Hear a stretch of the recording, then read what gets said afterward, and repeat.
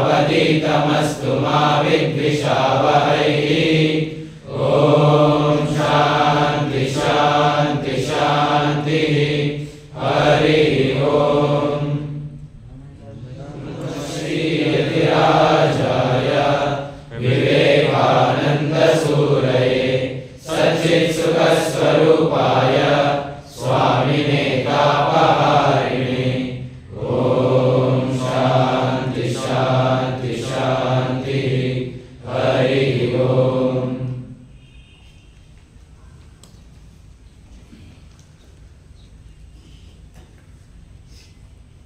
ಈ ವಯಸ್ಸಿನ ಹುಡುಗರಿಗೆ ಏನು ಮಾತಾಡೋದು ಹೇಳೋದು ಕಷ್ಟ. ನಿಮಗೆ ಅಭ್ಯಾಸ ಆಗಿರುತ್ತೆ, ಬಂದವರೆಲ್ಲ ಏನೋ ಬೋಧನೆ ಮಾಡ್ತಾರೆ, ಹಾಗಿರಿ ಹೀಗಿರಿ ಹೀಗಿರಿ ಹಾಗಿರಿ ಅಂತ. ಈ ಕಿವಿಲಿ ಕೇಳಿಸ್ಕೊಂಡು ಆ ಕಡೆ ಬಿಟ್ಬಿಡೋದಾಗತ್ತೆ. ನಮ್ಗೆ ಇಷ್ಟ ಬಂದಾಗ ನಾವು ಬದುಕೋದನ್ನು ನಾವು ಅರ್ಥ ಮಾಡ್ಕೊಂಡಿದ್ದೀವಿ, ನಾವು ಬದುಕತ್ತೀವಿ ಹೇಳಿ ಅಲ್ವಾ? ಕೇಳಿಸ್ತಾ ಇದೆಯಾ? ಕೇಳಿಸತ್ತೆ. ನನ್ನ ಗಂಟ್ಲಿಗೆ ಏನು ಸಮಸ್ಯೆ ಇಲ್ಲ, ಕೇಳಿಸತ್ತೆ, ಕೇಳಿಸತ್ತೆ, ಸಮಸ್ಯೆ ಇಲ್ಲ.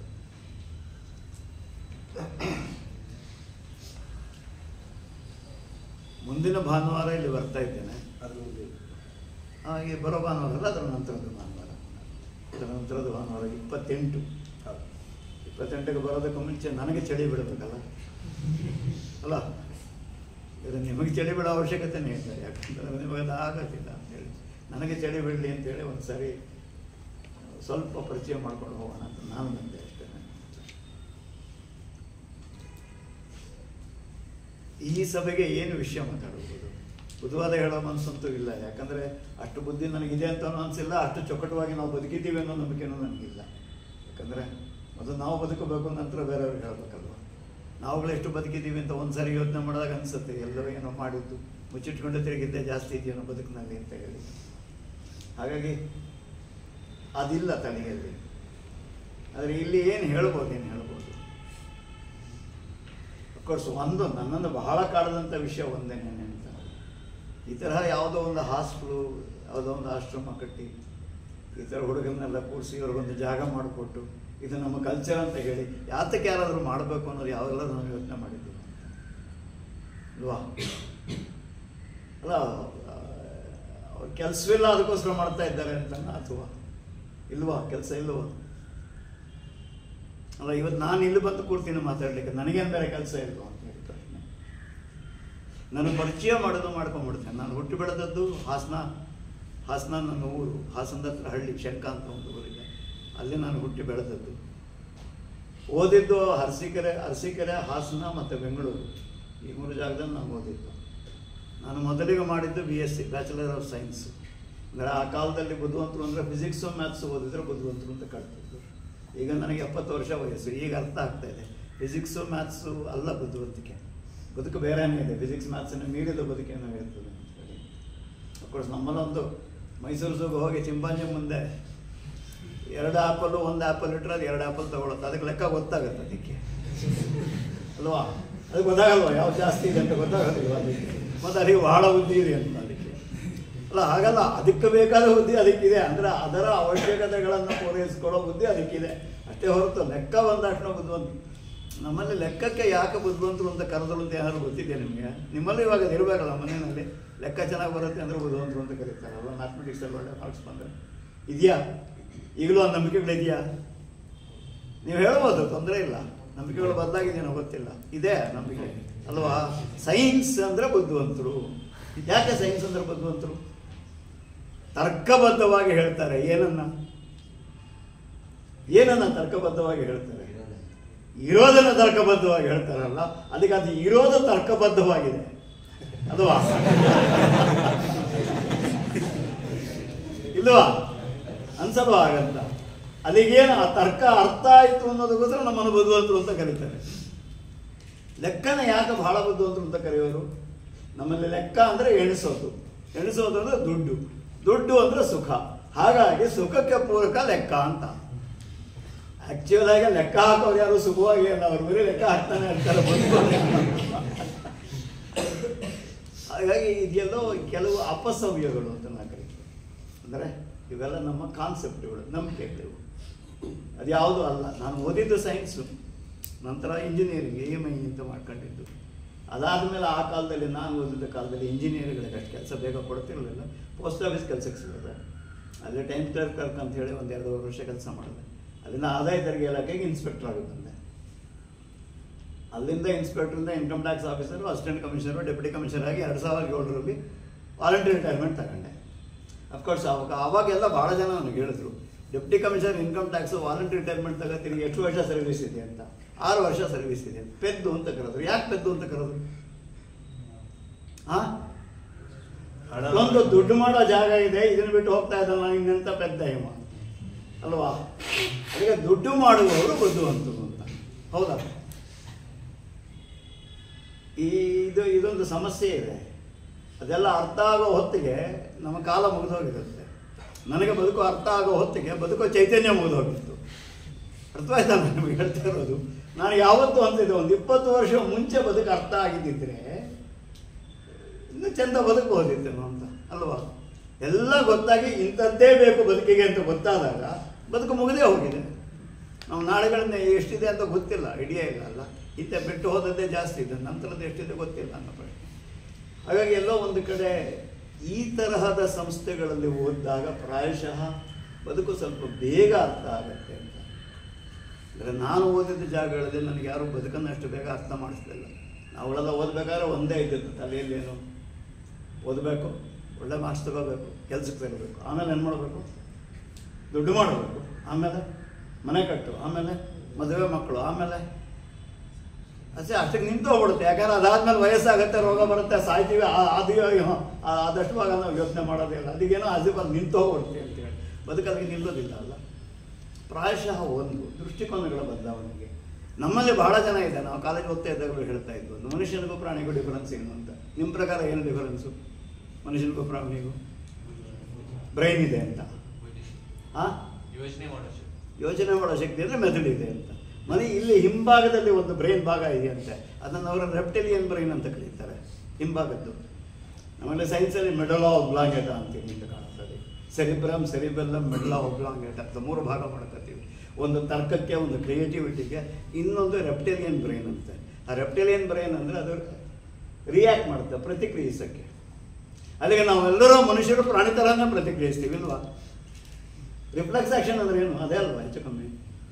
ಅಂದರೆ ಯಾರಾದರೂ ಬೈದು ಕೂಡಲೇ ನಾವು ಬೈತೀವಲ್ವ, ಅಂದರೆ ಅದು ಪ್ರಾಣಿಕತೆ. ಆದರೆ ಬ್ರೈನ್ ಯಾವಾಗ ಯೂಸ್ ಮಾಡ್ತೀವಿ? ಬೈದವರು ಯಾರು ಅಂತ ನೋಡಿ ಬೈಯೋದ ಬೇಡವಾ ಡಿಸೈಡ್ ಮಾಡ್ತೀವಲ್ಲ, ಆಗ ಮೆದುಳು ಉಪಯೋಗಿಸ್ತೀವಿ ಅಲ್ವಾ? ಪ್ರಾಯಶಃ ಪ್ರಾಣಿಗೂ ಮನುಷ್ಯನಿಗೂ ಬ್ರೈನ್ ಅಂತ ಭಾಳ ಜನ ಹೇಳ್ತಾರೆ. ಅಲ್ಲ, ಪ್ರಾಣಿ ಪ್ರಪಂಚದಲ್ಲಿ ರೋಗಿಗಳಿಗೆ, ಮುದುಕರಿಗೆ ಜಾಗ ಇಲ್ಲ, ಅವು ಇನ್ನೊಬ್ಬರಿಗೂ ಊಟ. ಮನುಷ್ಯ ಪ್ರಪಂಚದಲ್ಲಿ ರೋಗಿಗಳು, ಮುದುಕರಿಗೂ ಜಾಗ ಇದೆ. ಅರ್ಥವಾಯ್ತಾ ನಾನು ಹೇಳ್ತಾ ಇರೋದು? ಇಲ್ವಾ? ಪ್ರಾಣಿ ಪ್ರಪಂಚದಲ್ಲಿ ಯಾವ್ದಾದ್ರು ಉಳ್ಕೊಂಡಿದ್ಯಾ? ರೋಗಿಗಳು ಮತ್ತು ಮುದುಕರು ಉಳ್ಕೊಂಡಿದ್ದಿದ್ಯಾ ಕಾಡಲ್ಲಿ? ಇಲ್ಲ. ಅಂದರೆ ಬದುಕೋ ಹಕ್ಕು ಅನ್ನೋ ಕಾನ್ಸೆಪ್ಟ್ ಬಂದದ್ದೇ ಮನುಷ್ಯರಿಂದ. ಪ್ರಾಣಿ ಪ್ರಪಂಚದಲ್ಲಿ ಎಲ್ಲ ಒಂದು ಸಿಂಹಕ್ಕೆ ಎಲ್ಲ ಸಿಂಹಗಳು ಒಂದು ಸಮುದಾಯ ಬದುಕಬೇಕು ಅನ್ನೋ ಕಾನ್ಸೆಪ್ಟ್ ಇಲ್ಲ. ತಾನು ಬದುಕಬೇಕಷ್ಟೆ. ಶಕ್ತಿ ಇದ್ದದ್ದು ಬದುಕತ್ತೆ, ಶಕ್ತಿ ಇಲ್ಲದ್ದು ಸಾಯತ್ತೆ, ಇನ್ಯಾರಿಗೂ ಊಟ ಆಗುತ್ತೆ. ಅದು ನೇಚರ್ ಅನ್ನೋ ಕಾನ್ಸೆಪ್ಟ್. ಅದಕ್ಕೆ ಪ್ರಕೃತಿಗೆ ಬಹಳ ಹತ್ತಿರವಾಗಿ ಬದುಕಿದ್ದು ಪ್ರಾಣಿಗಳೇ. ಮನುಷ್ಯನಿಗೆ ಮೆದುಳು ಕೊಟ್ಟೋದ್ರಿಂದ ತನ್ನದೇ ಆದ ಒಂದು ಯಾವುದೋ ಒಂದು ತರ್ಕವನ್ನು ಬೆಳೆಸಿಕೊಂಡು, ಅಂದರೆ ನಾವು ಒಂದು ಸಮುದಾಯವಾಗಿ ಬದುಕಕ್ಕೆ ಪ್ರಯತ್ನ ಪಡ್ತೀವಿ. ಹಾಗಾಗಿ ಮುದುಕರು, ಅಶಕ್ತರು ಮತ್ತು ರೋಗಿಗಳಿಗೂ ಕೂಡ ಬದುಕುವ ಹಕ್ಕಿದೆ ಅನ್ನೋ ದೃಷ್ಟಿಕೋನದ ಮೇಲೆ ಬಂದದ್ದು ಮನುಷ್ಯನ ಬುದ್ಧಿ. ಹಾಗಾಗಿ ಎಲ್ಲೋ ಒಂದು ಕಡೆ ನಾವು ಮನುಷ್ಯರು ಪ್ರಾಣಿಗಳಿಗಿಂತ ನಾವು ದೊಡ್ಡವರಾಗೋದು ಎಲ್ಲಿ ಅಂದರೆ ಈ ಸೈರಣೆಯಲ್ಲಿ. ಯಾವುದರಲ್ಲಿ? ವಯಸ್ಸಾದವರನ್ನ, ಮುದುಕರನ್ನ, ಅಶಕ್ತರನ್ನ, ಯಾರಿಗೋ ಕಣ್ಣು ಕಾಣಿಸಲ್ಲ ಅವರ ಬಗ್ಗೆ ಗೌರವ, ಅವರಿಗೆ ಸಹಾಯ ಆಗೋಂಗೆ ಬದುಕೋದು. ಯಾರಿಗೋ ಕಾಲು ಸರಿ ಇಲ್ಲ ಅಂತಂದರೆ ಅವರಿಗೆ ಸೌಕರ್ಯ ಆದ ಹಾಗೆ ವ್ಯವಸ್ಥೆಗಳನ್ನು ಸಿದ್ಧಪಡಿಸೋದು. ಇಲ್ಲಿ ನನ್ನದೇ ತಳಿ ಇದು ಮನುಷ್ಯ ತಳಿ ಇದೆಯಲ್ಲ, ಈ ಜನಾಂಗವನ್ನು ಗುರುತಿಸಿ ಇದರ ಏಳಿಗೆಗೆ ಕೆಲಸ ಮಾಡಿದ್ರೆ ಮನುಷ್ಯ ಆಗ್ತಾನೆ, ಎಲ್ಲದರ ಪ್ರಾಣಿನೇ ಆಗ್ತಾನಲ್ವ. ಡಿಫರೆನ್ಸ್ ಏನಿದೆ ಅಷ್ಟೇ ಅಲ್ವ? ಪ್ರಾಯಶಃ ಮನುಷ್ಯ ಪ್ರಾಣಿ ಡಿಫರೆನ್ಸ್ ಹೇಳ್ಬೇಕಾದ್ರೆ ನಾವು ತರ್ಕ, ಬುದ್ಧಿ ಅಂತ ಏನೋ ದೊಡ್ಡ ವಿಷಯ ಹೇಳ್ತೀವಿ. ಪ್ರಾಯಶಃ ಇದು ನನಗರ್ಥ ಆದ ಹಾಗೆ ಮನುಷ್ಯರಾಗೋದು ಇಲ್ಲಿ ಅಂತ ಹೇಳಿ. ಎರಡನೇದು, ವಿದ್ಯೆಯ ಅವಶ್ಯಕತೆ ಏನಿದೆ ಅಂತ. ನಾನು ಭಾಳ ಸಾರಿ ಯೋಚನೆ ಮಾಡಿದ್ದೀನಿ. ಗಾಡ್ ಕ್ರಿಯೇಟ್ಸ್ ಎವ್ರಿಬಡಿ ಅನ್ನೋ ಪ್ರಶ್ನೆ. ಗಾಡ್ ಅದರ್ವೈಸ್ ನೇಚರ್ ಅಂತ ಇಟ್ಕೊಂಬಿಡಿ. ನೇಚರ್ ಕ್ರಿಯೇಟ್ಸ್ ಎವ್ರಿಥಿಂಗ್ ಅಲ್ವಾ? ನೇಚರ್ ಯಾತಕ್ಕೆ ಕ್ರಿಯೇಟ್ ಮಾಡೋದು, ಅದಕ್ಕೆ ಅಂತ ಅನ್ಕೆಟ್ಟಿದ್ಯಾ ಅಂತ. ನೀವು ಬರೀ ಹುಲಿ ಸಿಂಹನೇ ಮಾಡ್ಕೊಂಡಿರ್ಬೋದಿತ್ತಪ್ಪ ಅಲ್ವಾ? ಈ ಹುಲಿ ಸಿಂಹ ಮಾಡ್ಕೊಂಡ್ರೆ ಸಾಲದು, ಅದಕ್ಕೆ ಊಟಕ್ಕೆ ಏನೋ ಒಂದು ಮಾಡಬೇಕು, ಅದಕ್ಕೆ ಜಿಂಕೆ ಸೃಷ್ಟಿ ಮಾಡಬೇಕು, ಜಿಂಕೆಗೆ ಊಟಕ್ಕೆ ಏನೋ ಮಾಡಬೇಕು, ಅದಕ್ಕೆ ಹುಲ್ಲಾಗಬೇಕು ಅಲ್ವಾ? ನನ್ನ ಕೇಳಿದ್ರೆ ಈ ಮನುಷ್ಯ ಅನ್ನೋ ಪ್ರಾಣಿಯ ಸೃಷ್ಟಿಯ ಅವಶ್ಯಕತೆ ಇರಲಿಲ್ಲ. ಯಾವುದೋ ಬೈ ಮಿಸ್ಟೇಕ್ ಇದೆ ಎವಲ್ಯೂಷನಲ್ಲಿ ಮನುಷ್ಯ ಬಂದದ್ದು. ಯಾಕಂದರೆ ಮನುಷ್ಯ ಆದಮೇಲೆ ಫರ್ದರ್ ಎವಲ್ಯೂಷನ್ ಆಗೇ ಇಲ್ಲ. ಅರ್ಥವಾಯ್ತಾ? ಮನುಷ್ಯ ಆದಮೇಲೆ ಅಲ್ಲಿಗೆ ಮನುಷ್ಯ ಪ್ರಳಯಕಾರಕ. ಅಂದರೆ ಜಗತ್ತಿನಿಗೆ ಪ್ರಳಯ ಆಗೋದಾದರೆ ಮನುಷ್ಯನಿಂದಲೇ ಆಗೋದು. ಮನುಷ್ಯ ಪ್ರಳಯಕಾರಕ. ಹಾಗಾಗಿ ಮನುಷ್ಯನೇ ಎವಲ್ಯೂಷನ್ನ ಕೊನೆಯದು. ಇನ್ನು ಇದನ್ನು ಮೀರಿದ ಸೃಷ್ಟಿ ಮಾಡೋಕ್ಕಾಗಲ್ಲ ಅಂತಲ್ಲ, ಇದನ್ನು ಮೀರಿದ ಸೃಷ್ಟಿಗೆ ಒಂದು ವಾತಾವರಣವನ್ನೇ ಬಿಡೋದಿಲ್ಲ. ಅದನ್ನು ಬಿಟ್ಟರೆ ತಾನೇ ಪ್ರಕೃತಿಯನ್ನು ಅದರ ಪಾಡ್ಬೋದು. ಹೌದು, ಪ್ರಕೃತಿ ನಮ್ಮನ್ನು ಸೃಷ್ಟಿ ಮಾಡಿದ್ದು ಯಾತಕ್ಕೆ ಅಂತ, ನಾನು ಇನ್ಕಮ್ ಟ್ಯಾಕ್ಸ್ ಆಫೀಸರ್ ಆಗುವಂತಲ್ಲ ಅಲ್ವಾ? ಇನ್ಯಾರೋ ಒಬ್ಬರು ಸ್ವಾಮೀಜಿ ಆಗಲಿಂತ ಪ್ರಕೃತಿ ಸೃಷ್ಟಿ ಮಾಡ್ತಾ ಇಲ್ಲ. ಇದು ವ್ಯವಸ್ಥೆಯಲ್ಲಿ ನಾವುಗಳು ಮಾಡ್ತಿದ್ದೇವೆ. ನಮಗೆ we have a role play ಅಲ್ಲ. ಇದು ನಾವು ಕ್ರಿಯೇಟ್ ಮಾಡ್ಕೊಂಡಂತಹ ವ್ಯವಸ್ಥೆ. ಅಂದರೆ ನಾವು ಹುಟ್ಟು ಹಾಕಿದಂತಹ ವ್ಯವಸ್ಥೆ ಪ್ರಕೃತಿ ಅಲ್ಲದ್ದೊಂದು ಅಲ್ವಾ? ಪ್ರಕೃತಿ ಅದರದೇ ಆದ ವ್ಯವಸ್ಥೆ ಇದೆ. ಪ್ರಕೃತಿ ಅಲ್ಲದ ಒಂದು ವ್ಯವಸ್ಥೆ ಸೃಷ್ಟಿಸ್ಕೋತೀವಿ. ಯಾಕೆ? ಮತ್ತು ಅಲ್ಲಿಗೆ ಹೋಗುತ್ತೆ. ಮುದುಕರು, ಅಶಕ್ತರು, ರೋಗಿಗಳು ಇವರು ಕೂಡ ನಮ್ಮವರೇ. ಬದುಕಬೇಕು ಅಂದರೆ ಪ್ರಕೃತಿನೇ ಆದರೆ ಬದುಕಲಿಕ್ಕೆ ಸಾಧ್ಯನೇ ಇಲ್ಲ ಅಲ್ಲ. ಅಲ್ಲದ ಒಂದು ವ್ಯವಸ್ಥೆ. ಅಲ್ಲಿಗೆ ಇದನ್ನೇ ನಾವೆಲ್ಲೋ ಒಂದು ಕಡೆ ಸಭ್ಯತೆ, ಸಂಸ್ಕೃತಿ ಅಂತ ಏನು ಕರೆದ್ವಿ, ಇದನ್ನೇ ಕರೆದ್ವಿ. ಅದೆರಡನೇದು ಪ್ರಕೃತಿ ನಾವು ಅರ್ಥ ಮಾಡ್ಕೊಂಡಿದ್ದೀವಿ ಅಂತ. ನಮ್ಮಲ್ಲಿ ಭಾಳ ಚೆನ್ನಾಗಿದೆ. ನ್ಯೂಟನ್ ಯಾವುದು ಲಾ ಆಫ್ ಗ್ರಾವಿಟಿ ನ್ಯೂಟನ್ ಕಂಡುಹಿಡಿದ ಅಂತ. ಅದಕ್ಕೆ ಮುಂಚೆ ಗ್ರಾವಿಟಿ ಇರಲಿಲ್ವಾ? ಅಂದರೆ ಮೇಲಿದ್ದದ್ದು ಅಲ್ಲೇ ಇತ್ತು. ನ್ಯೂಟನ್ ಹೇಳೋವ್ರಿಗೆ ಕೆಳಗೆ ಬೀಳಲಿಲ್ಲ ಅಂತ. ನಿಂತದಕ್ಕೆಲ್ಲ ಅವನು ಹೇಳಿದ್ದೆ ಅಲ್ವಾ? ಅಂದರೆ ಏನಾಗಿದೆ ಅಂತಂದರೆ ಇವಾಗ ಈ ಬಳ್ಳಾರಿಗೆ ಹೋದರೆ ಈಗ ಅಂತಾರೆ, ಈಗ ಬಳ್ಳಾರಿ ಅಂದರೆ ನಮ್ಮ ವಿಜಯನಗರ ಸಾಮ್ರಾಜ್ಯದಲ್ಲಿ ಅಲ್ಲೇನೋ ತುಂಗಭದ್ರಾ ನದಿ ಹರಿಯುತ್ತೆ. ಆದರೆ ವಿಜಯನಗರ ಸಾಮ್ರಾಜ್ಯಕ್ಕೆ ಸೇರಿದ ಎಷ್ಟೋ ಜಾಗಗಳಿವೆ, ಅಲ್ಲೆಲ್ಲ ಮಳೆನೇ ಬರೋಲ್ಲ. ಅಲ್ಲೆಲ್ಲ ಜನ ಹೇಗೆ ಸೆಟ್ಲ್ ಆದರು? ಇವರು ಇಲ್ಲಿಂದ ನ್ಯಾಚುರಲ್ ಆದ ನಾಲೆಗಳು ಮಾಡಿದ್ದಾರೆ. ಆಗ ಡ್ಯಾಮ್ ಕಟ್ಟಿರಲಿಲ್ಲ. ನ್ಯಾಚುರಲ್ ಅಂದರೆ ಯಾವುದು ಎತ್ತರ ಯಾವುದು ಕಮ್ಮಿ ನೋಡಿ ಅಲ್ಲಲ್ಲಿ ಚೆಕ್ ಡ್ಯಾಮ್ಸ್ ಅಂತ ಕಟ್ಟಿ ಮಾಡಿದ್ದಾರೆ. ಅಲ್ಲಿಗೆ ಈ ನಾಲೆಗಳನ್ನು ಮಾಡಿದ್ದಾರೆ ಅಂತಂದರೆ ಗ್ರಾವಿಟಿ ಅಂತ ಗೊತ್ತಿತ್ತಲ್ಲ, ಗೊತ್ತಿರಲಿಲ್ವಾ? ಗೊತ್ತಿತ್ತು. ಗ್ರಾವಿಟಿ ಅಂದರೆ ಏನು ಅಂತ ಗೊತ್ತಿತ್ತಲ್ವಾ? ಹಾಗಾಗಿ ನಾನು ಹೇಳೋದೇನು ಅಂದರೆ ನಮ್ಮಲ್ಲಿ ಏನಾಗಿದೆ, ಈ ಮನುಷ್ಯ ಪ್ರಪಂಚದಲ್ಲಿ ಯಾರು ಅದನ್ನು ಮೊದಲಿಗೆ ಹೇಳ್ತಾರೋ ಅವರ ಹೆಸರು ಅದಕ್ಕೆ ಹಾಕ್ಕೊಳ್ಳೋದು ಕಲ್ತಿದ್ದಾರೆ. ಹೆಸರು ಹಾಕ್ಕೊಂಡವ್ರದ್ದು ಅಲ್ಲ ಜ್ಞಾನ. ಅದು ಪ್ರಕೃತಿಯಲ್ಲಿ ಇದ್ದದ್ದೇ. ಅಂದರೆ ನಮ್ಮಲ್ಲಿ ಇದ್ದಂತಹ ಜ್ಞಾನಕ್ಕೆ ಅವರು ಹೆಸರುಗಳು ಹಾಕ್ಕೊಂಡು ಮತ್ತದನ್ನು ನಮಗೆ ಬೋಧಿಸ್ತಾ ಇದ್ದಾರೆ. ಅರ್ಥವಾಯ್ತಾ ನಾನು ನಿಮಗೆ ಹೇಳ್ತಾ ಇರೋದು? ಇಲ್ಲದ ಜ್ಞಾನ ಏನಲ್ಲ ಅದು. ಅದಕ್ಕೆ ಎಷ್ಟೋ ಕಡೆ ನಮಗೇನಾಗಿದೆ ಅಂತಂದರೆ ನಾವು ಮಾಡಿಕೊಂಡ ವ್ಯವಸ್ಥೆ ಪ್ರಾಣಿಗಳಿಗಿಂತ ಬೇರೆಯಾಗಿ ಬದುಕಬೇಕು ಅನ್ನೋ ವ್ಯವಸ್ಥೆ ಮಾಡ್ಕೊಂಡಿದ್ದು ಎಲ್ಲರೂ ಸಮರಾಗಿ ಬದುಕಬಹುದೇನೋ ಅನ್ನೋ ಪ್ರಶ್ನೆ. Struggle for existence, survival of the fittest ಅಂತ ಆಗಬಾರ್ದು ಅನ್ನೋ ಪ್ರಶ್ನೆಗೆ ನಾವು ಒಂದು ವ್ಯವಸ್ಥೆ ಮಾಡ್ಕೊಂಡಿದ್ದು. ಈ ವ್ಯವಸ್ಥೆಗೆ ಬೇಕಾದ ಹಾಗೆ ಮಿಕ್ಕ ಪಾತ್ರಗಳು, ಮಿಕ್ಕ ವೃತ್ತಿಗಳು, ಇದಕ್ಕೆ ಪೂರಕವಾಗಿ ಬದುಕೋದಕ್ಕೆ ನಮಗೆ ವಿದ್ಯೆ ಬೇಕು. ಅಲ್ಲಿಗೆ ಎರಡು ಭಾಗ ವಿದ್ಯೆ. ಏನು? ಒಂದು ಈ ವ್ಯವಸ್ಥೆಗೆ ಪೂರಕವಾಗಿ ಬದುಕೋದಕ್ಕೆ, ಎರಡನೇದು ಪ್ರಕೃತಿಯಿಂದ ದೂರ ಆಗದೆ ಬದುಕೋದಕ್ಕೆ. ಅಫ್ಕೋರ್ಸ್ ನೀವು ಇದರಲ್ಲಿ ಕೇಳಿದ್ರೆ ಹೇಳ್ತಾರೆ, ಯಾವುದು ಈ ಸಿದ್ಧಾರ್ಥ ಮುಖರ್ಜಿ ಅಂತ ಒಬ್ಬ ಆಂಕಾಲಜಿಸ್ಟ್ ಇದ್ದಾನೆ. ಅಂದರೆ ಕ್ಯಾನ್ಸರ್ ಇದರಲ್ಲಿ ಅವನು ಭಾಳ ದೊಡ್ಡ, ಅಮೇರಿಕಾದಲ್ಲಿದ್ದಾನೆ. ಅವನು ಸಾಂಗ್ ಆಫ್ ದ ಸೆಲ್ ಅಂತ ಒಂದು ಪುಸ್ತಕ ಬರೀತಾನೆ. ಅಂದರೆ ದೇಹದ ಸೆಲ್ಗಳ ಬಗ್ಗೆ ಒಂದು ಪುಸ್ತಕ ಬರೀತಾನೆ. ಅವನು ಅದೇ ಹೇಳ್ತಾನೆ, ಈ ದೇಹದ ಸೆಲ್ಗಳಿಗೆ ಒಂದು ಲಯ ಇರುತ್ತಂತೆ. ಅಂದರೆ ಅದೇ ಸೆಲ್ಲೇ ಮೂಳೆನೂ ಆಗುತ್ತೆ, ಅದೇ ಸೆಲ್ಲಿಂದಾನೇ ರಕ್ತನೂ ಬರೋದು, ಅದೇ ಸೆಲ್ಲೇ ನಿಮಗೆ ಚರ್ಮನೂ ಆಗೋದು, ಅದೇ ಸೆಲ್ಲೇ ಕೂದಲು ಕೂಡ. ಅರ್ಥವಾಯ್ತಾ? ಅಲ್ಲಿಗೆ ಮೂಗು ಇಷ್ಟೇ ಆಗಬೇಕು ಉದ್ದ, ಕಣ್ಣು ಇಷ್ಟೇ ಅಗಲ ಆಗಬೇಕು, ಕೂದಲು ಇಷ್ಟೇ ಇರಬೇಕು. ಯಾರು ಡಿಸೈಡ್ ಮಾಡ್ತಾರೆ? ಅದು ಜೆನೆಟಿಕಲಿ ನಮಗೆ ಬಂದಿರುತ್ತೆ. ಜೆನೆಟಿಕಲಿ ಎಲ್ಲಿಂದ ಬರುತ್ತೆ? ತಂದೆ ತಾಯಿ. ಹಾಗಾಗಿ ಏನಾಗುತ್ತೆ, ಎಲ್ಲೋ ಒಂದು ಕಡೆ ತಂದೆ ತಾಯಿ, ಅಜ್ಜ ಅಜ್ಜಿ ಜೆನೆಟಿಕಲಿ ಬಂದಂತಹ ಕ್ವಾಲಿಟಿಗಳಿಂದ ನನ್ನ ಹೈಟು, ನನ್ನ ಪರ್ಸ್ನಾಲಿಟಿ, ನನ್ನ ಆಲೋಚನಾ ಲಹರಿ ಇವೆಲ್ಲವೂ ಅಲ್ಲೇ ಡಿಸೈಡ್ ಆಗುತ್ತೆ. ಅಲ್ಲಿಗೆ ದೇಹದಲ್ಲಿ ಈ ಸೆಲ್ಲುಗಳಿಗೆ ಒಂದು ಬ್ಯಾಲೆನ್ಸ್ ಇದೆ ಅಂತ. ಎಲ್ಲೋ ಒಂದು ಕಡೆ ಕತ್ತರಿಸಿದ್ವಿ ಅಂತ ಇಟ್ಕೊಳ್ಳಿ, ಅಲ್ಲಿಗೆ ಎಲ್ಲ ಸೆಲ್ಲುಗಳು ಹೋಗ್ಬೇಕು, ಅಲ್ಲಿಗೆ ಜಾಸ್ತಿ ಹೋಗ್ಬೇಕಾಗತ್ತೆ. ಯಾಕೆ? ಆ ಗಾಯ ವಾಸಿ ಆಗಬೇಕು ಮತ್ತು ಅದು ಸೇರಬೇಕು ಅಂತ. ಇದನ್ನೆಲ್ಲ ಯಾರು ಕಂಟ್ರೋಲ್ ಮಾಡ್ತಾರೆ? ಅದಕ್ಕೆ ಇದರಲ್ಲಿ ಒಂದು ಲಯ ಇದೆ ದೇಹದಲ್ಲಿ. ನಾವು ಏನು ಮಾಡ್ತೀವಿ, ಅದು ಇದು ಅಭ್ಯಾಸಗಳನ್ನು ಭಾಳ ಚೆನ್ನಾಗಿ ಮಾಡಿಕೊಂಡು ಆ ಲಯವನ್ನು ಕೆಡಿಸ್ತೀವಿ. ಆಮೇಲೆ ಏನಂತೀವಿ, ರೋಗ ಬಂತು ಅಂತೀವಿ. ರೋಗ ಬರೋಲ್ಲ, ರೋಗ ತೊಗೊಂಡ್ವಿ ನಾವು ಅಲ್ವಾ. ಲಯ ಕೆಡಿಸೋದು ನಾವಲ್ವಾ. ಅದಕ್ಕೆ ಅದರದ್ದೇ ಆದ ಲಯ ಇದೆ, ಅದರದ್ದೇ ಆದ ಲಯ ಅದಕ್ಕಿದೆ. ಆದರೆ ನಾವು ಅದನ್ನು ಕೆಡಿಸ್ತೇವೆ. ಅವನೇ ಇನ್ನೊಂದು ಕಡೆ ಬರೀತಾನೆ, ಏನಂತ, ಮನುಷ್ಯರು ಅಂದರೆ ಏನು ಅಂತ ಹೇಳಿ ಅಂತ. They are carriers of jeans ಅಂತ. ಅಂದರೆ ಪ್ರಕೃತಿಗೆ ತಾನು ನಿರಂತರವಾಗಿರೋದಕ್ಕೆ ನಮ್ಮನ್ನು ಸೃಷ್ಟಿಸಿದೆ. ನಾನೇನೋ ದೊಡ್ಡ ಮನುಷ್ಯ ಅಂತಲ್ಲ ಅದು. ಅದಕ್ಕೆ ನಾನೊಂದು ಕುದುರೆ ಇದ್ದಂಗೆ, ನನಗೆ ಈ ಕುದುರೆ ಮೇಲೆ ಒಂದು ದೊಡ್ಡ ಜೀನ್ಸು ಮುಂದಿನ ಜನ್ರೇಷನ್ಗೆ ಅಂತ. ಅರ್ಥ ಆಯ್ತಾ? ಎಲ್ಲೋ ಒಂದು ಕಡೆ ಬದುಕಿನಲ್ಲಿ ಪ್ರಾಯಶಃ ಸುಖ ಜಾಸ್ತಿ ಆಗಬೇಕು ಅಂದರೆ ನಾವೆಷ್ಟು ಸಣ್ಣವರು ಅಂತ ಗೊತ್ತಾಗಬೇಕು. ಅಂದರೆ ನಾವಿಷ್ಟೇ, ಅಂಥದ್ದೇನಿಲ್ಲ ಅಂತ ಗೊತ್ತಾದರೆ ಮನುಷ್ಯ ಬಯಸಿದ ಸುಖ ಜಾಸ್ತಿ ಇದೆ. ಆದರೆ ಯೋಗ್ಯತೆ ಅಷ್ಟಕ್ಕೆ ಉಳಿಬಾರ್ದು. ಪ್ರಾಯಶಃ ಯೋಗ್ಯತೆ ಅಗಾಧವಾಗಿರಬೇಕು.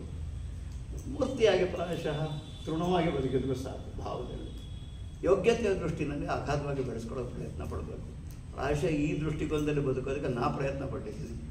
ಇದಕ್ಕೆ ಬರೋಕ್ಕೆ ಎಷ್ಟು ವರ್ಷ ಆಯಿತು ಅಂದರೆ 70 ವರ್ಷ ಆಯಿತು. 20 ವರ್ಷದಲ್ಲೇ ಬಂದಿದೆ. ನನ್ನಿಂದ ಸೊಸೈಟಿಗೆ ಇನ್ನೊಂದು ಸ್ವಲ್ಪ ಪ್ರಯೋಜನ ಆಗಿರೋದು. 70ಕ್ಕೆ ಬಂದಿರೋದ್ರಿಂದ ಏನಾಗಿದೆ ಅಂತಂದರೆ ಅಷ್ಟೇ, ಈ ವಯಸ್ಸಲ್ಲಿ ಮಾತಾಡ್ತಾರೆ ಕೇಳಿಸ್ಕೊಳ್ಳೋರಿರಲ್ಲ. ಹಾಗೀಗ ಮನಲು ಕೇಳಿಸ್ಕೊಳ್ಳೋದು ಅಂತ ಇಲ್ಲಿ ಬಂದು ಮಾತಾಡೋದು ಅಲ್ವಾ. ಇಲ್ಲ, ಮನಲು ಕೇಳಿಸ್ಕೊತಾರೆ ಇತ್ತೀಚೆಗೆ. ಇಷ್ಟೆಲ್ಲ ಜನ ಕರೀತಾ ಇರೋದ್ರಿಂದ ಇವನಿಗೇನೋ ಯೋಗ್ಯತೆ ಇರಬೇಕು ಅಂತ ಮನೆಗೆ ಅನ್ನಿಸ್ತಾ ಇದೆ. ಯಾರು ಕರೀತಾ ಇದ್ದಾರೆ ಅಂತ ಏನಿಲ್ಲ ಅಂತ ಕಾಣಿಸ್ತಾ. ಅದಕ್ಕೆ ನೋಡಿ, ಇದೊಂದು ಬದುಕಿನ ದುರಂತ ಏನು ಗೊತ್ತಾ, ಪ್ರಪಂಚ ನಿಮ್ಮನ್ನು ಗುರುತಿಸಿದರೆ ಮನೆಯಲ್ಲಿ ನಿಮಗೆ ಗೊತ್ತಾಗ್ತದೆ. ಪ್ರಪಂಚ ನಿಮ್ಮನ್ನು ಗುರುತಿಸೋವರೆಗೂ ನಿಮಗೆ ಮನೆಯಲ್ಲೂ ಗುರುತಾಗೋದು ಅಲ್ವಾ. ಗುರುತಾಗತ್ತ? ಹೌದು, ನಮಗೆ ಗುರುತು ಯಾಕೆ ಬೇಕು? ಯಾಕೆ ಬೇಕು ಗುರುತು? ಒಂದು ಹೆಸರು ಯಾಕೆ ಬೇಕು? ನಮ್ಮಲ್ಲಿ ಹೇಳ್ತಾರೆ, ಕೆಲವರು ಮೀಸೆ ದಪ್ಪ ಬಿಡ್ತಾರೆ, ಕೆಲವರು ಸಣ್ಣಗೆ ಬಿಡ್ತಾರೆ, ಕೆಲವರು ಮೀಸೆ ತೆಕ್ಕೊಂಡು ನೋಡ್ತಾರೆ, ಹೇರ್ ಕಟ್ಟಲು 100 ಸ್ಟೈಲ್ ಮಾಡ್ತಾರೆ. ಯಾಕೆ?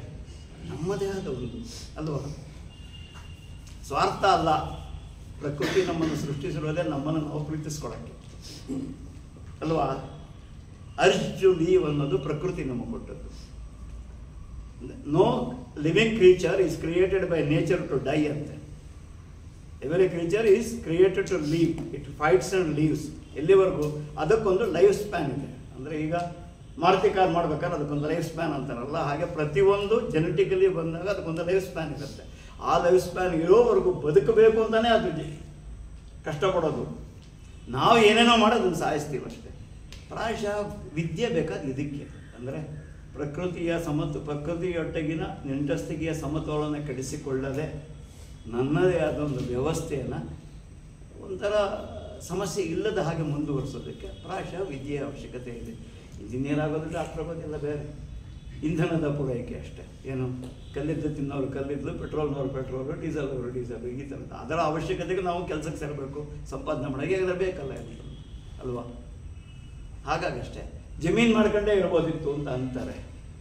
ಆದರೆ ಈ ಪಾಪ್ಯುಲೇಷನ್ ಬರೀ ಜಮೀನಿನ ಮೇಲೆ ಬದುಕೋಕ್ಕಾಗಲ್ಲ. ಅದೊಂದು ಸಮಸ್ಯೆ ಇದೆ. ಹಾಗಾಗಿ ಬೇರೆ ಬೇರೆ ವೃತ್ತಿಗಳ ಅವಶ್ಯಕತೆ ಬರುತ್ತೆ.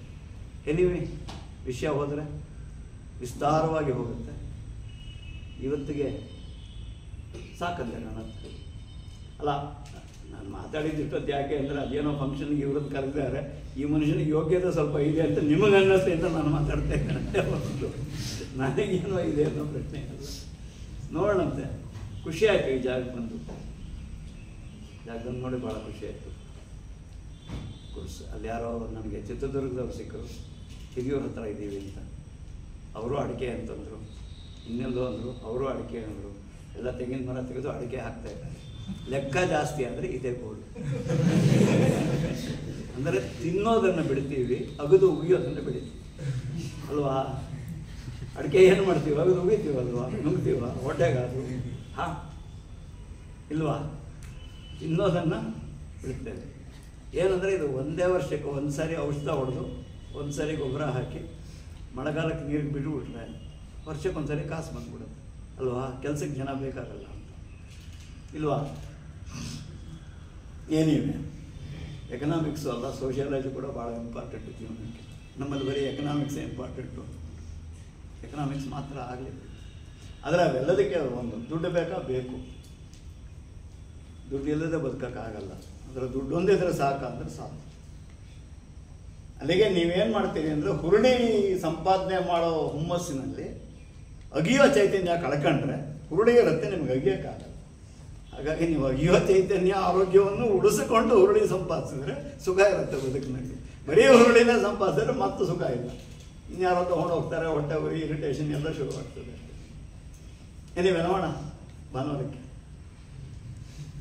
ಇವತ್ತಿಗೆ ಅಪ್ಪಣೆ ಕೊಡ್ತೀರಾ? ಕೊಡ್ತೀನಿ. ಇವತ್ತಿಗೆ ನಿಮ್ಗೆ ಏನಾದ್ರು ಪ್ರಶ್ನೆ ಇದ್ದರೆ ಕೈ ಎತ್ತಿ. ಕೆಲಸ ಯಾಕೆ ಬಿಟ್ರಿ? ಯಾರು ಕೇಳಲ್ವಾ? ಅಂತ ಒಳ್ಳೆ ಕೆಲಸ ಯಾಕೆ ಬಿಟ್ರಿ? ಏನಪ್ಪ ತಮ್ಮ ಹೆಸರೇ ಸೇತುರಾಮ್. ನಮಗೆ ಇದೊಂದಿದೆ ನೋಡಿ, ನಮಗೆ ಹೆಸರಿನ ಮೇಲೆ ಗುರುತು ಅಂತಿದೆ ಅಲ್ವಾ? ಆ ಹೆಸರಿನ ಯೋಗ್ಯತೆಗೆ ಮನುಷ್ಯ ಬದುಕಿದ್ರೆ ಹೆಸರಿಗೊಂದು ಗುರುತು. ಮನೆಯವ್ರಿಗೆ ಬದುಕಿ ಇರಲ್ಲ, ನನಗೂ ರಾಮ ಅಂತ ಹೆಸರಿಡ್ತಾರೆ. ಅದರ ರಾಮನ ಯೋಗ್ಯತೆ ನಾನು ಸಂಪಾದಿಸ್ಕೋಬೇಕು. ಅವ್ರಿಗೆ ಏನಂದ್ರೆ ಮಗ ರಾಮನಂಗಾಗಲಿ ಅಂತ. ಇವ ರಾವಣನಾಗೆ ಬದುಕ್ಬೋದು ಅಲ್ವಾ? ಅಪ್ಪ ಅಮ್ಮನಿಗೆ ಬೈಗಳ ಬರಬಾರದು ಅಂತಂದರೆ ನಾನು ಅಷ್ಟು ಯೋಗ್ಯತೆ ಬೆಳೆಸ್ಕೋಬೇಕು. ಇಲ್ಲದ್ರೆ ಫಸ್ಟ್ ನೋಡಿದವನೇ ಅದು ಯಾವ ಮಾತಾಯಿ ಎತ್ಲೋ ಇವನ್ನ ಅಂತಾರೆ. ಅಲ್ಲಿಗೆ ನಮ್ಮ ಅಮ್ಮನಿಗೆ ಬೈಗಳ, ನಾನು ಅಯೋಗ್ಯ ಆದರೆ ನಾನೇ ಯಾರು ಬೈಯಲ್ಲ ಇಲ್ವಾ? ನೋಡಿ ಜವಾಬ್ದಾರಿ ಎಷ್ಟಿದೆ ನೋಡ್ರಿ ನಮಗೆ. ಹಾಂ ಏನಪ್ಪ ಯೋಗ್ಯತೆ ಅಂದರೆ ಏನು ಅಂತ ಭಾಳ ಅದ್ಭುತವಾಗಿ ಕೇಳ್ತಿರ್ತೀವಿ. ಇದಕ್ಕೆ ನನಗೆ ಅರ್ಥ ಆಗಿದೆ ಯೋಗ್ಯತೆ. ಹೌದು, ಒಂದು ಕಳ್ಳತನ ಅಂದರೆ ಏನು? ಕೆಲವೆಲ್ಲ ನಮಗೆ ಪ್ರಜ್ಞೆಯಲ್ಲೇ ಬಂದಂಥ ವಿಷಯ. ಅದು ಈ ದೇಶದಲ್ಲಿ ಮಾತ್ರ ಪ್ರಜ್ಞೆಯಿಂದ ಬಂದಂತಹ ವಿಷಯ. ಬೇರೆ ದೇಶದ ಮನಸ್ಥಿತಿಯಲ್ಲಿ ಪ್ರಜ್ಞೆ ಇಲ್ಲವೇ ಇಲ್ಲ. ಯಾಕಂದರೆ ನಾನು ಸಣ್ಣ ಹುಡುಗನಾಗಿ 3 ವರ್ಷದ ವಯಸ್ಸಿದ್ದಾಗ ಯಾವುದೋ ಒಂದು ಅಂಗಡಿನಲ್ಲಿ ಬೆಲ್ಲ, ಅದೇನ ಬೆಲ್ಲ ಸೇನೋದು ಆಸೆ ಅಷ್ಟೆ. 3 ಕಾಸು ಕೊಟ್ಟರೆ ಬೆಲ್ಲ ಕೊಡುತ್ತೆ. 3 ವರ್ಷದ ಹುಡುಗನಿಗೆ ಗೊತ್ತಿದೆ. 3 ಕಾಸು ಅರ್ಜಿ ಪರ್ಸಲ್ಲಿದೆ ಅನ್ನೋದು 3 ವರ್ಷದ ಹುಡುಗನಿಗೆ ಗೊತ್ತಿದೆ. ಅರ್ಥವಾಯ್ತಾ? ನಿಮ್ಗಳಿಗೆ ಆ ವಯಸ್ಸಿನ ಜ್ಞಾಪಕ ಇದೆಯಾ? ಏನಾದರೂ 3-4 ವರ್ಷದ್ದು? ಹಾಂ, ಕಾಸು ಕೊಟ್ಟರೆ ಸಿಗತ್ತೆ ಅಂತ ಗೊತ್ತಿತ್ತಲ್ವ? ಆದರೆ ಕಾಸು ತೊಗೊಳ್ಬೇಕು ಅಂತ ಯಾರಿಗಾದ್ರು ಅನಿಸಿದ್ಯಾ? ಸುಳ್ಳು ಹೇಳಬೇಡಿ. ಕಳ್ತನವೇ ಮಾಡಿದ್ದೇ ಇರೋ ಮನುಷ್ಯನೇ ಇಲ್ಲ ಪ್ರಪಂಚದಲ್ಲಿ. ನಾನು ಹೇಳ್ತೀನಿ ಕೇಳಿ, ಯಾವುದೋ ಒಂದು ಕಾರಣಕ್ಕೆ ಸಣ್ಣ ಲೆವೆಲ್. ಆದರೆ ಆ 3 ವರ್ಷದ ಮನುಷ್ಯ ಕೂಡ ಕಳ್ತನ ಮಾಡಬೇಕಾದ್ರೆ ಯಾರೂ ಇಲ್ಲದಾಗ ಆಚೆ ಈಚೆ ನೋಡಿ ತೆಗೆದು ಜೋಗ ಹಾಕೋತೀವಲ್ಲ. ಹೌದು, ಅದು ಕಳ್ಳತನ ಅಂತ 3 ವರ್ಷದ ಮಗುಗೆ ಯಾರು ಹೇಳ್ಕೊಟ್ರು? ಇದು ಪ್ರಜ್ಞೆಯ ಪ್ರಶ್ನೆ. ಯೋಗ್ಯತೆ ಅಂತ ಅದಲ್ಲ, ಅದೇನೆ ಯೋಗ್ಯತೆಗೆ ಒಂದು ಮಾಪನ ಇಲ್ಲ ನಮ್ಮಲ್ಲಿ. ನಮ್ಮ ಕಾನ್ಸೆಪ್ಟಲ್ಲಿ ಅಂದರೆ ಭಾರತೀಯರ ಕಾನ್ಸೆಪ್ಟ್, ಭಾರತೀಯರು ಹಿಂದೂ ಕಾನ್ಸೆಪ್ಟ್ ಒಂದೇ. ನಮ್ಮಲ್ಲಿ ಏನು ಅಂತಂದರೆ ಸತ್ಯದ ಡೆಫಿನೇಷನ್ ಇಲ್ಲ, ಸುಳ್ಳಿನ ಡೆಫಿನೇಷನ್ ಸಿಗುತ್ತೆ. ಸತ್ಯ ಏನು ಅಂದರೆ ಅಲ್ಲದ್ದೆಲ್ಲ ಅಲ್ಲದ್ದು ಸುಳ್ಳಾಗತ್ತೆ ಅಷ್ಟೇ. ಅಂದರೆ ಸತ್ಯವಲ್ಲದ್ದು ಸುಳ್ಳಾಗುತ್ತೆ. ಅಂದರೆ ನಾ ಸತ್ಯ ಅಲ್ಲ, ಅಸತ್ಯವಲ್ಲದ್ದು ಸತ್ಯ ಆಗುತ್ತೆ. ಈ ಸುಖ ಅಂದರೆ ಏನು ಹೇಳಿ? ಕಷ್ಟ ಇಲ್ಲದೆ ಇರೋದು ಸುಖ. ಅರ್ಥವಾಯ್ತಾ? ನೋವಿಲ್ಲದ ಪರಿಸ್ಥಿತಿಯನ್ನು ನಾವು ಅನಾರೋಗ್ಯವಿಲ್ಲದ ಆರೋಗ್ಯ ಹೊರತು ಆರೋಗ್ಯಕ್ಕೆ ಡೆಫಿನೇಷನ್ ಇಲ್ಲ. ಅಯೋಗ್ಯತೆಯನ್ನು ಡಿಸೈಡ್ ಮಾಡ್ಬೋದು. ಕಂಸ ಅಯೋಗ್ಯ, ರಾವಣ ಅಯೋಗ್ಯ, ಅಯೋಗ್ಯನ ಅಲ್ಲದವನು ಯೋಗ್ಯ. ಇದು ನಮ್ಮ ಡೆಫಿನೇಷನ್. ಅಸತ್ಯವಲ್ಲದ್ದು ಸತ್ಯ, ಅಧರ್ಮವಲ್ಲದ್ದು ಧರ್ಮ. ನಮ್ಮಲ್ಲಿ ಧರ್ಮಕ್ಕೆ ಡೆಫಿನೇಷನ್ ಇಲ್ಲ. ಅಧರ್ಮ ಏನು ಅಂತ ಪ್ರಜ್ಞೆಯಲ್ಲಿ ನಮಗೆ ಗೊತ್ತಿದೆ. ಅಧರ್ಮ ಏನು ಅಂತ, ಧರ್ಮ ಇಂಥದ್ದೇ ಅಂತ ಯಾರು ಡಿಫೈನ್ ಮಾಡಿದ್ದಾರೆ ಅಲ್ವಾ? ಇಂಥದ್ದೇ ಧರ್ಮ ಅಂತ ಯಾವುದು? ಅಲ್ಲಿಗೆ ಅಧರ್ಮ ಯಾವುದು ಗೊತ್ತಾಗ್ತದಲ್ವ ನಮಗೆ? ಅಲ್ಲಿಗೆ ಇದು ಯಾವುದೇ ಒಂದು ಕ್ರಿಯೆ ಮಾಡಬೇಕಾದ್ರೆ ಇದು ಅಧರ್ಮನ ಅಂತ ಯೋಚನೆ ಮಾಡಿದ್ರೆ ಗೊತ್ತಾಗ್ತದೆ. ಬಹಳ ಯೋಚನೆ ಬೇಕಿಲ್ಲ ರೀ, ನಾನು ಹೇಳ್ತೀನಿ ಕೇಳಿ. ಏನೋ ಒಂದು ಕೆಲಸ ಮಾಡೋಕ್ಕೆ ಹೊರಟ್ರಿ, ಮನಸ್ಸು ಹೇಳುತ್ತೆ. ಯಾರಾದರೂ ಕೇಳಿದ್ರೆ ಏನು ಹೇಳಬೇಕು ಅಂತ ನೀವೊಂದು ಸಮಜಾಯಿಷಿ ನೀವು ಡಿಸೈಡ್ ಮಾಡಿ ನಂತರ ಮಾಡ್ತೀರಲ್ವಾ? ಅಲ್ಲಿಗೆ ಮನಸ್ಸು ಯಾರಾದರೂ ಕೇಳಿದ್ರೆ ಏನು ಹೇಳಬೇಕು ಅಂತ ನಿಮ್ಮನ್ನು ಕೇಳಿದ್ರೆ ನೀವು ಮಾಡೋದು ಸರಿ ಅಲ್ಲ ಅಂತ ಅರ್ಥ ಅಷ್ಟೆ. ಸಮಜಾಯಿಷಿಯನ್ನು ಮನಸ್ಸು ಹುಡುಕಿದರೆ ಕ್ರಿಯೆ ತಪ್ಪು ಅಂತ ನಿಮಗೇ ಗೊತ್ತು. ಸಾಮಾನ್ಯವಾಗಿ ನೀವು ಸರಿ ಮಾಡಬೇಕಾದ್ರೆ ಸಮಜಾಯಿಷಿ ಹುಡುಕಲ್ಲ. ನೀವು ಹುಡುಕ್ತೀರಾ? ಗೊತ್ತಿದ್ದು ತಪ್ಪು ಮಾಡಿದಾಗ ಮಾತ್ರವೇ ಸಮಜಾಯಿಷಿ. ಗೊತ್ತಿಲ್ಲದೆ ತಪ್ಪು ಮಾಡ್ತೀವ, ಆಗ ಸಮಜಾಯಿಷಿ ಹುಡುಕ್ತೀವ? ಇಲ್ಲ ಅಲ್ಲ. ಇವಾಗ ಎಲ್ಲೋ ಪರ್ಸಿದೆ, ಯಾರ್ದೋ ಕಾಸದು, ಎಲ್ಲೋ ಹೋದೆ, ನಾನು ಅರ್ಜೆಂಟಲ್ಲಿ ತೆಗೆದು ಜೋಬಿಗೆ ಹಾಕೊಂಡೆ ಹೋದೆ, ಸಮಜಾಯಿಷಿ ಹುಡುಕ್ತೀನ? ಇಲ್ಲ. ಅದು ಅವಂದು ಅಂತ ನಾನು ಗಮನಿಸಿಯೇ ಇಲ್ಲ. ಆದರೆ ಅವಂದು ಅಂತ ಗೊತ್ತಾದ ಮೇಲೆ ಜೋಬಿಗೆ ಹಾಕೋದಾದ್ರೆ ಸಮಜಾಯಿಷಿ ಹುಡುಕ್ತೀನ ಅಲ್ವಾ? ಅನ್ಸಲ್ವ ನಿಮಗೆ? ಅದಕ್ಕೆ ಯೋಗ್ಯತೆ ಅಂದರೆ ನಮ್ಮ ಕಾನ್ಸೆಪ್ಟಲ್ಲಿ ಪ್ರತಿಯೊಂದು ಡಿಫೈನ್ ಆದದ್ದು ಅಲ್ಲದರ ಮೇಲೆ. ಅಧರ್ಮವಲ್ಲದ್ದು ಧರ್ಮ, ಅಯೋಗ್ಯವಲ್ಲದ ಕ್ರಿಯೆ ಯೋಗ್ಯ. ಎಲ್ಲೋ ಒಂದು ಕಡೆ ಹೇಳಿದ್ರು ಅಷ್ಟೇ, ಪ್ರಾಣಿ ಹತ್ಯೆ ಪಾಪ ಅಂದ್ವಿ. ಹೌದು, ನಮ್ಮಲ್ಲಿ ನಾವು ಬ್ರಾಹ್ಮಣರು ತಿನ್ನೋದಿಲ್ಲ. ಇನ್ನೊಂದು ಕಡೆ ಅದೇ ಊಟ ಇರ್ಬೋದು. ವೆಸ್ಟ್ ಬೆಂಗಾಲಿಗೆ ಹೋದರೆ ಏನಾಗುತ್ತೆ, ಬ್ರಾಹ್ಮಣಿಕಲ್ ಕಮ್ಯುನಿಟಿ ಆದರೂ ಮೀನು ತಿಂತಾರೆ. ಅಲ್ಲಿಗೆ ಅದು ಅಧರ್ಮ ಅಂತ ಕರೀಲ್ಲ ನಾನು. ಧರ್ಮವೇ ಅಂದರೆ ಆಯಾ ಕಾಲಕ್ಕೆ ಆಯಾ ದೇಶಕ್ಕೆ ಅನುಗುಣವಾಗಿ. ಆದರೆ ಮೂಲಭೂತವಾಗಿ ಏನು ಅಂತಂದರೆ ಸಮಾಜಕ್ಕೆ ಮಾರಕವಲ್ಲದ್ದು. ಸಮಾಜಕ್ಕೆ ಮಾರಕವಲ್ಲದ್ದೇನು? ಅಕ್ಕಪಕ್ಕದ ಮನೆ ಬೆಂಕಿ ಬಿಡಿದಾಗ ನಮ್ಮ ಮನೆ ಒಲೆ ಉಡಿಸೋದು ಇದೆಯಲ್ಲ, ಅದು ಸಮಾಜಕ್ಕೆ ಮಾರಕವಲ್ಲದ್ದು ಅಲ್ವಾ? ನಾವು ಬೆಂಕಿ ಉಡಿಸ್ಕೊಳ್ಳೋದು ನಮ್ಮ ಹಕ್ಕು. ಪಕ್ಕದ ಮನೆ ತೊಲೆ ಎಳೆದು ಇಟ್ಕೊಂಡ್ರೆ ಬೇರೆ ಆಗುತ್ತಲ್ವ? ಪ್ರಾಯಶಃ ಈ ದೃಷ್ಟಿಕೋನದಲ್ಲಿ ನೋಡಬೇಕಾಗತ್ತೆ. ನಮ್ಮಲ್ಲಿ ಎಲ್ಲ ಡಿಫೈನ್ ಆಗಿರೋದು ಹಾಗೆ. ನಮ್ಮಲ್ಲಿ ಇನ್ನೂ ಒಂದು ಇದೆಯಾ ಅದಕ್ಕೆ ಅಂತೇಳಿ ನಮ್ಮಲ್ಲಿ ಎಲ್ಲೋ ಒಂದು ಕೇಳ್ತಾರೆ. ನಮ್ಮಲ್ಲಿ ನೋವನ್ನು ಅನುಭವಿಸಿದಂಥ ಸಂತರಿದ್ದಾರೆ. ಅವರಿಗೆ ಅಲ್ಲಿ ನಮ್ಮ ರಮಣ ಮಹರ್ಷಿಗಳಿಗೆ ಕ್ಯಾನ್ಸರ್ ರೋಗ ಇತ್ತಂತೆ. ಹಾಗಂತ ಅವರೇನು ಔಷಧ ತಗೋತಾ ಇರಲಿಲ್ಲ. ಹಾಗಂತ ಅಯ್ಯೋ ಅಮ್ಮ ಅಂತ ಕೂಕೋತಾ ಇದ್ರ. ನಮ್ಮಲ್ಲಿ ಮನೆಯಲ್ಲಿ ಸಣ್ಣದೊಂದು ಕೆಮ್ಮು ಬಂದರೆ ಸೌಂಡ್ ಮಾಡೋದು ನೋಡಿದ್ರೆ ಇಡೀ ಊರೇ ಎದ್ದು ಕೂತ್ಕೊಂಡಿರುತ್ತಲ್ವ? ಎಲ್ಲೋ ಒಂದು ಕಡೆ ಆ ಚೈತನ್ಯಗಳಿದೆಯಲ್ಲ, ಮನುಷ್ಯರಾಗಿ ಆ ಚೈತನ್ಯಗಳನ್ನು ನಾವು ಬೆಳೆಸ್ಕೋಬೇಕಾಗುತ್ತೆ. ಅಫ್ಕೋರ್ಸ್ ಮನುಷ್ಯ ಬುದ್ಧಿವಂತ ಕ್ರೀಚರ್ ಅಂತ ಭಾಳ ಜನ ಹೇಳ್ತಾರೆ. ವೈಯಕ್ತಿಕವಾಗಿ ನನಗೆ ಮನುಷ್ಯ ಡಂಬೆಸ್ಟ್ ಕ್ರೀಚರ್.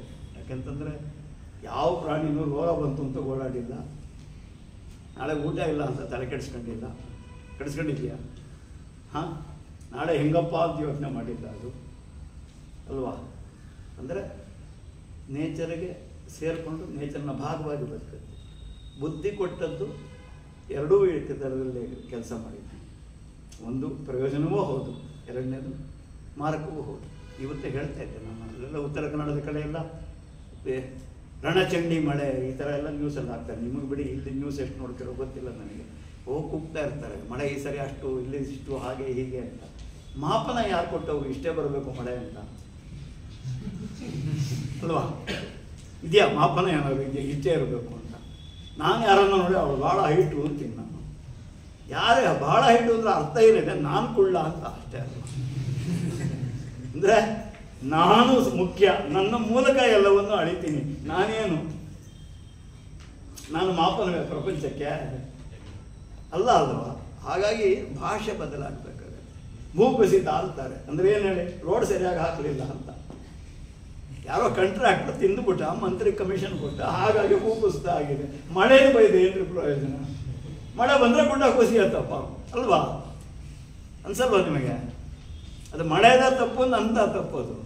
ನಾವು ನ್ಯೂಸಲ್ಲಿ ತೋರಿಸೋದು 4 ಜನ ದುರ್ಮರಣ. ಮರಣದಲ್ಲಿ ದುರ್ಮರಣ ಹೆಂಗೆ ಬಂತ್ರಿ?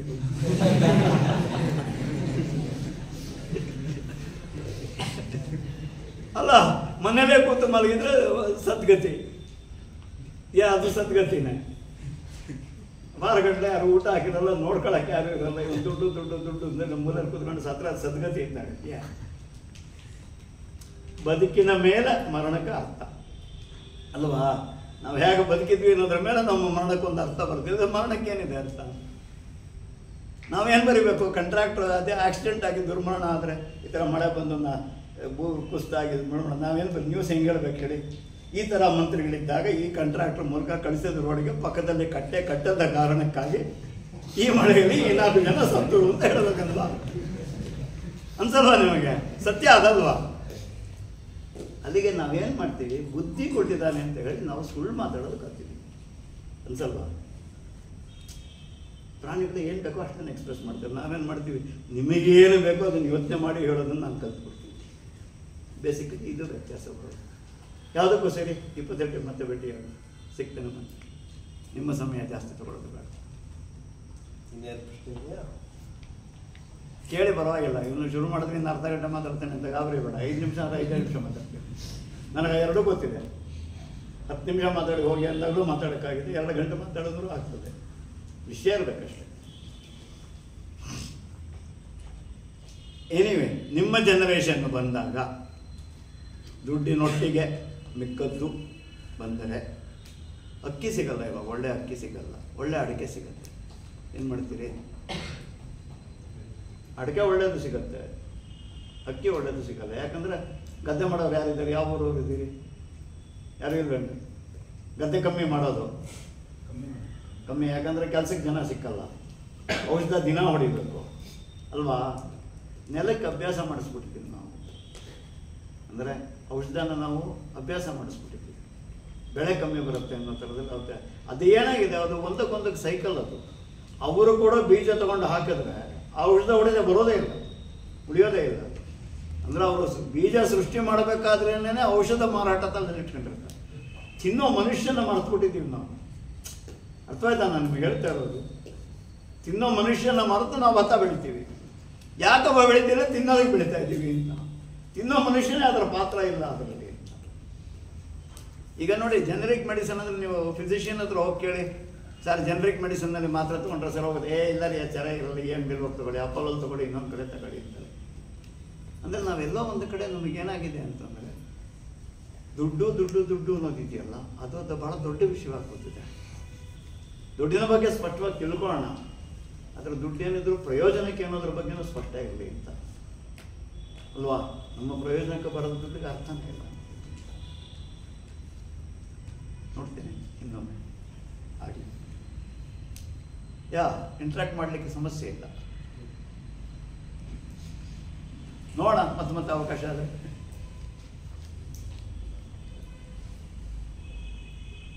ಕಳ್ಸ್ಕೊಳ್ಳೋಣ ಅವ್ರಿಗೆ. ಏನಂದ್ರೆ? ಅಲ್ಲ, ನೀವು ಕೇಳಲಿಲ್ಲ. ಏನು ಹೇಳಿ? ಏನು ಹೇಳಿ? ಯಾಕೆ ಬಿಟ್ರಿ ಅಂತ ಕೇಳಿ. ಕೆಲಸ ಯಾಕೆ ಬಿಟ್ರಿ ಅಂತನಾ? 30 ವರ್ಷ ಸರ್ವಿಸ್ ಆಯಿತು. ಮತ್ತೆ ಎರಡನೇದು ಏನಾಯಿತು ಅಂತಂದರೆ, ಆ ಇಲಾಖೆಯಲ್ಲಿ ಹೆಚ್ಚು ಕಮ್ಮಿ ಲಂಚ ಅನ್ನೋದು ಸುಮಾರು 90ರಿಂದ 95% ಲಂಚ ಇತ್ತು. ಹಾಗಾಗಿ ಗುದ್ದಾಟ, ಪ್ರತಿದಿನ ಗುದ್ದಾಟವೇ ಇರೋದು. ಗುದ್ದಾಟಕ್ಕೆ ಹೆದರಿ ಬಿಟ್ಟದ್ದಲ್ಲ. 30 ವರ್ಷ ಸರ್ವಿಸ್ ಆದಮೇಲೆ ಇಟ್ಸ್ ಒಂದು ಫ್ಯೂಟೈಲ್ ಎಕ್ಸಸೈಸ್ ಅನ್ನಿಸ್ತು. ಅಂದರೆ ಬರುವವರೆಲ್ಲ ಸುಳ್ಳು, ಜೊತೆಲಿ ಇರೋರೆಲ್ಲ ಸುಳ್ಳು. ಅಂದರೆ ಬರೀ ಸುಳ್ಳು ಕಳ್ಳರ ಜೊತೆಲೇ ಬದುಕ್ತಾ ಇರ್ತೀವಿ. ಸುಳ್ಳು ಕಳ್ಳರನ್ನೇ ದಿನ ಬೆಳಗ್ಗೆ ಸಾಯಂಕಾಲ ನೋಡ್ತಾ ಇರ್ತೀವಿ.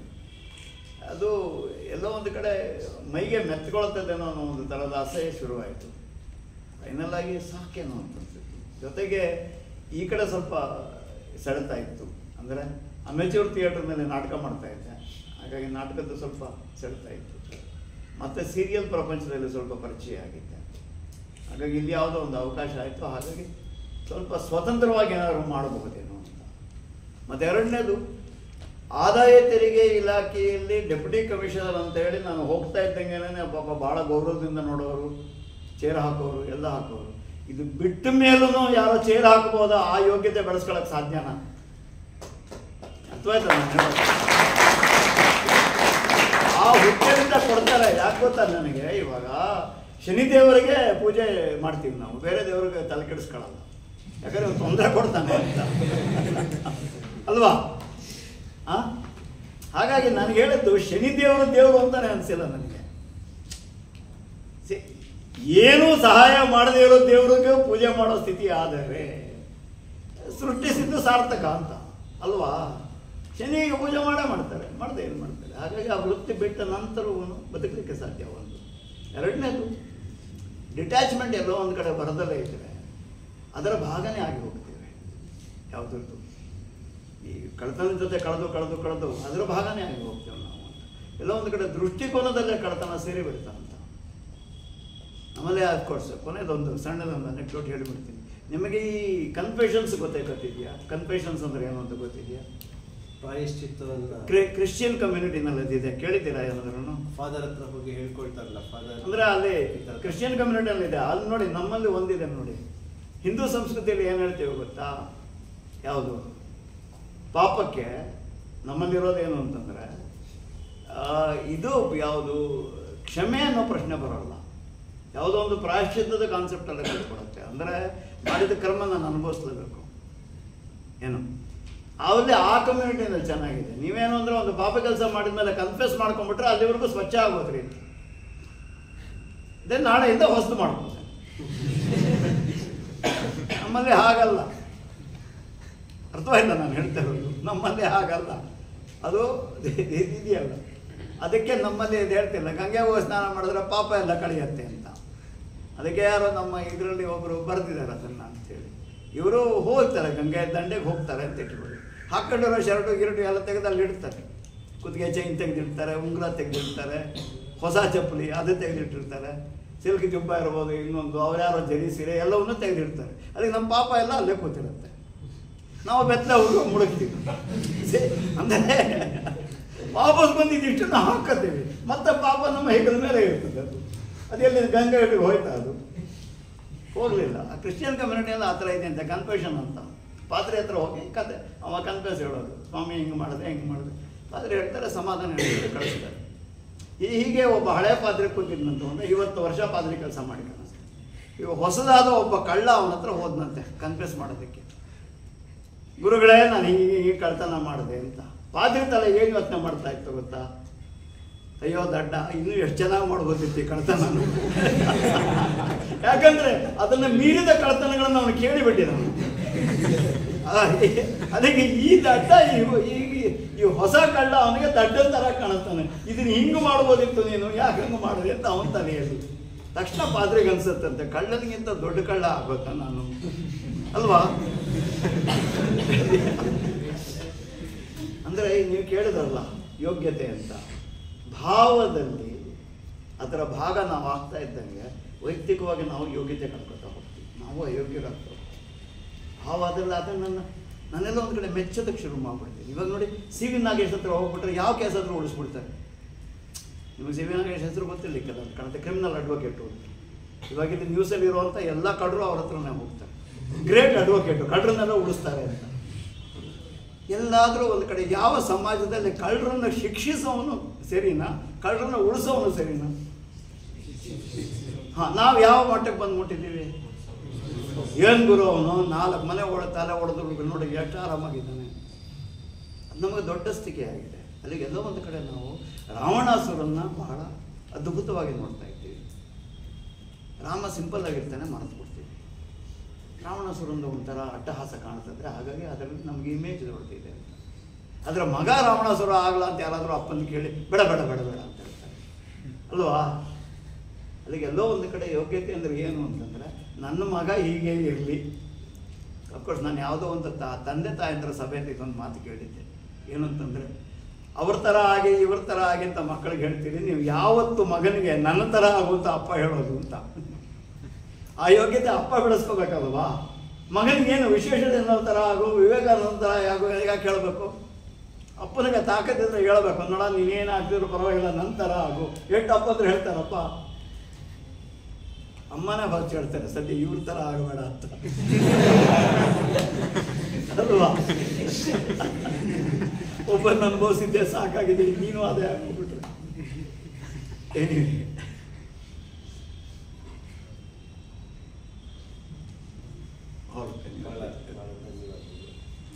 ನನಗೆ ಅವಕಾಶ ಆಯಿತು, ಅವಕಾಶ ನನಗೆ.